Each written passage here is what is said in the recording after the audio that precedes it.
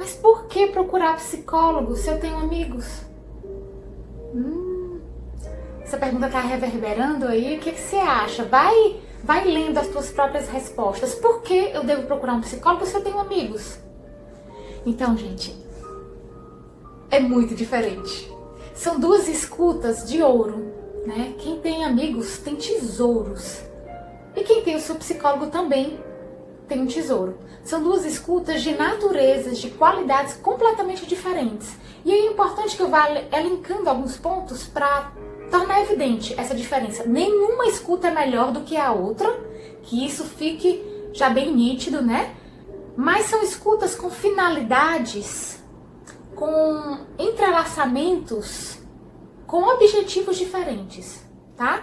Então, o primeiro ponto a gente citar em relação à escuta psicológica, ela é uma escuta em relação à qual você pode contar com um absoluto sigilo.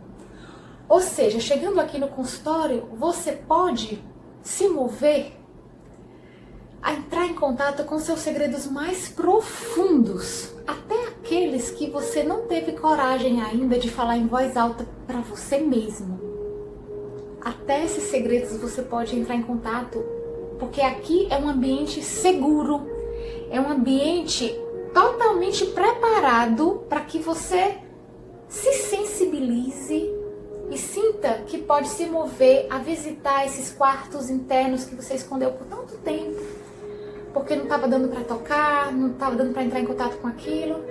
E aqui é como um útero, em que você está protegido, está num ambiente laboratorial, no sentido de que você vai poder contar com as ferramentas para ir tocando nos pontos que você precisa tocar com muita profundidade, sabendo que o que é compartilhado aqui, seja lá o que for, gente, o que for, permanece em absoluto sigilo. Só isso já nos abre para tornar verbo algumas coisas que a gente precisa nomear, né? Algo assim talvez não aconteça com um amigo. Por mais querido que esse amigo seja, por mais que ele te ame, por mais que você o ame, não à toa vocês se aproximaram porque talvez tenham afinidades, ou se não tem tantos gostos parecidos assim, tem uma postura de respeito, que consegue acolher a diferença um do outro, mas vocês estão profundamente ligados por um contrato afetivo em que vocês são entrelaçados de um jeito diferente. Então, há amigos que a gente sabe que pode contar absolutamente tudo e ele vai ficar. Mas, de repente, entra outro ponto, que é o ponto do julgamento. Nossa, você congrega uma religião, o seu amigo outra.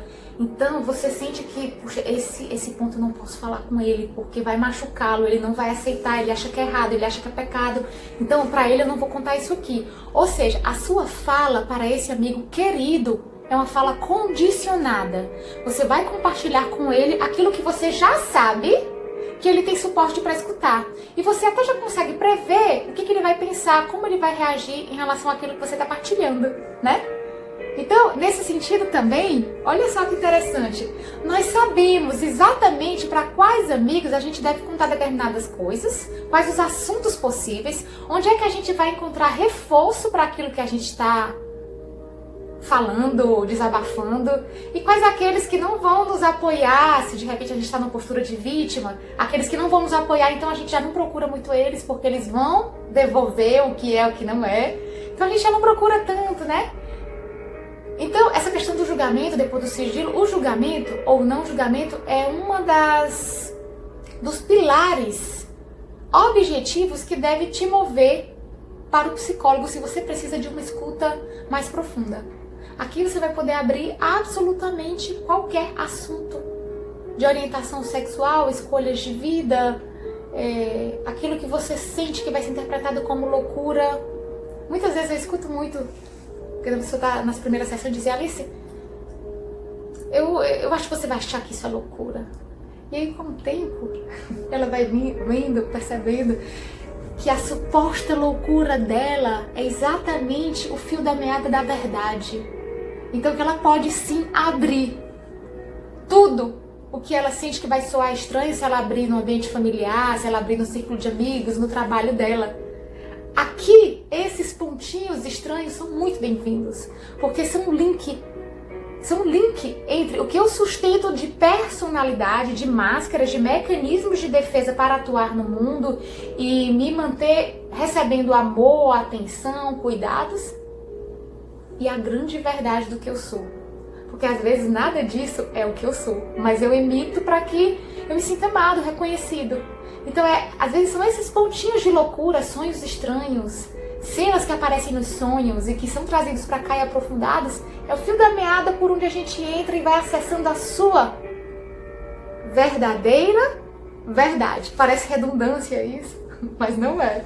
A sua verdadeira verdade. Porque às vezes leva um tempinho também pra gente descobrir que isso aqui tudo que eu achava que eu era não é o que eu sou. E é com a condução do psicólogo que tem as ferramentas específicas para que você vá fazendo esse movimento de reconhecer o que você não é na direção do que você é, que você vai ampliando a visão e, nossa, tá tudo tão diferente na minha vida. Eu nunca tinha percebido por esse ângulo, por essa perspectiva. E aí é mais uma coisa interessante da escuta psicológica. O psicólogo, muitas vezes, ele vai te colocar dentro de uma situação hipotética oposta àquela que você está trazendo.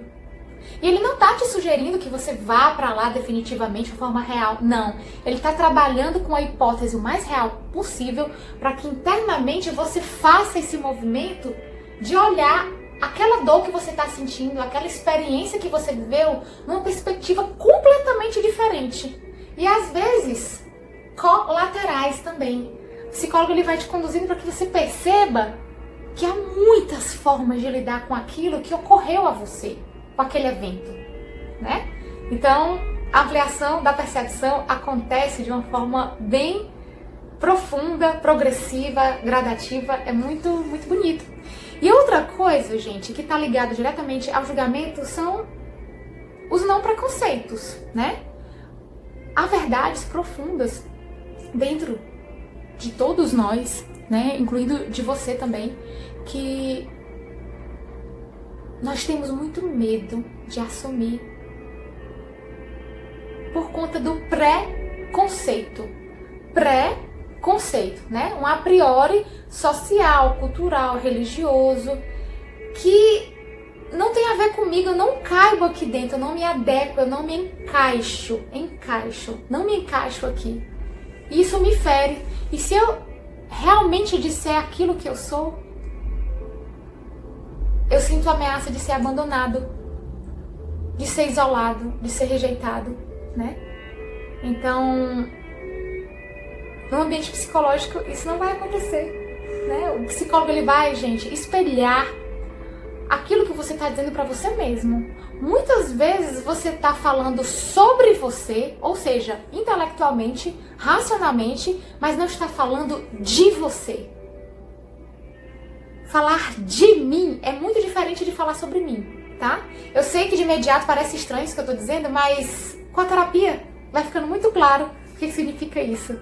O psicólogo, ele vai fazendo uma leitura, um raio-x dos teus mecanismos de defesa para não entrar em contato com aquela dor. Então tem algumas pessoas que aqui falam 50 minutos sobre as dores delas, mas não tocam, não sentem aquilo que elas estão dizendo. Então o terapeuta, ele vai encontrar uma forma de furar esse mecanismo de defesa da racionalização excessiva e trazer lá de baixo, lá das profundezas, o teu sentir, o teu choro, o teu medo, o tremor, a tua liberação, né?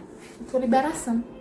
Outra coisa interessante, muito interessante, gente, é normal que às vezes, quando o cliente está iniciando a terapia, ele acha que até o psicólogo ele não pode dizer algumas coisas, porque se o psicólogo ouvir aquilo, vai julgar ele no início, né? Porque depois ele percebe que não é assim.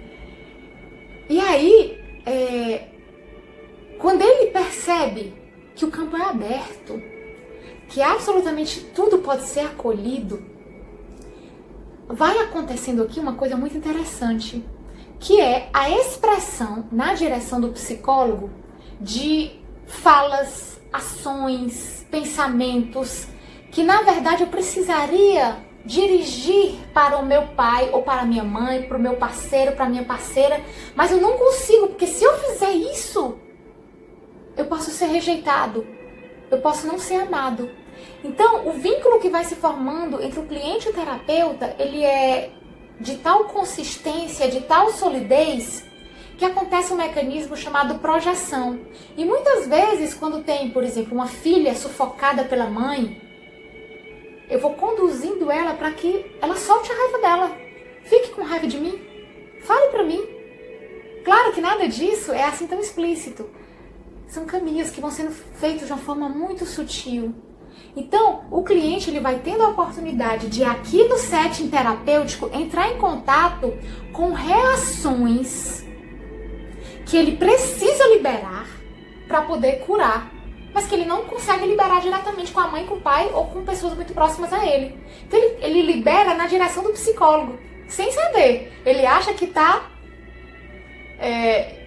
lançando algo na direção do psicólogo.